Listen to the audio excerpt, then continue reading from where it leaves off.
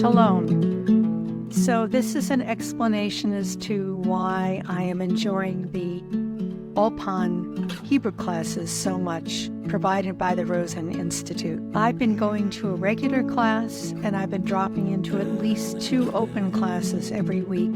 So I've had quite a variety of instructors.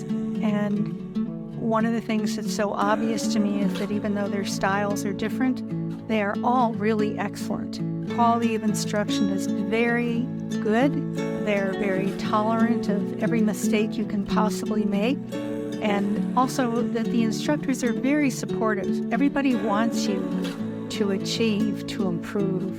And the administrative people are very easy to access. These people know what they're doing, and it makes me enthusiastic to learn as much as I can.